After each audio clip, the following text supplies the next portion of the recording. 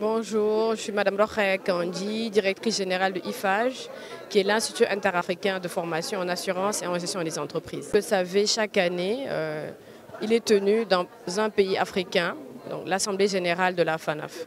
Cette année, c'est la 46e Assemblée générale de la FANAF en présentiel et en ligne. Et le Sénégal a l'honneur d'accueillir cette grande rencontre du secteur financier, en l'occurrence celle de l'assurance. Aujourd'hui, IFAGE est présent donc, en tant qu'institut de formation spécialisé en assurance et en actuariat pour donc, renforcer le rôle prépondérant qu'a la formation donc en assurance et en actuariat dans le développement du secteur financier. Aujourd'hui, c'est vrai que le taux de pénétration de l'assurance est donc inférieur à 2%. Donc c'est la raison pour laquelle aujourd'hui la formation occupe une place, comme j'ai dit tout à l'heure, très importante dans le développement du secteur. Il y a des renforcements de capacités qui sont effectués chaque année donc, pour les RH des entreprises d'assurance. Et le taux d'insertion professionnelle, par exemple, cette année à notre niveau est de 95% en licence et en master. La pandémie 19, c'est vrai, a été aujourd'hui quand même un élément perturbateur quant à l'économie nationale et internationale. Mais grâce à des plans de résilience adoptés au niveau des compagnies d'assurance, donc certaines entreprises ont quand même réduit l'impact de la pandémie au niveau de leur chiffre d'affaires.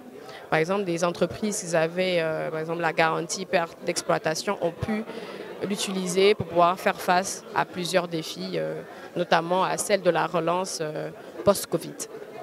Aujourd'hui, je pense qu'on a parlé des risques systémiques.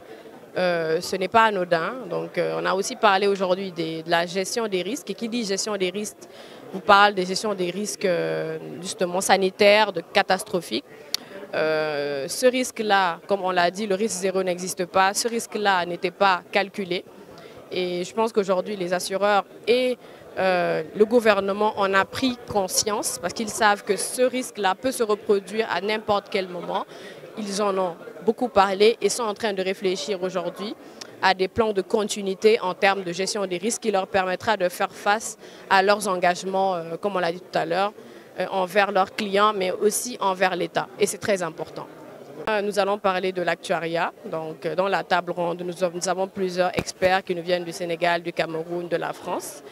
Et c'est très important parce qu'aujourd'hui, ce sont les actuaires, comme on l'a dit, vous le savez tous, qui sont à la base donc, de la tarification au niveau de ces produits d'assurance et de banque pour pouvoir vraiment éviter le risque de faillite, pouvoir éviter le risque de perte au niveau donc, de ces entreprises en cas de sinistre, en cas de problème.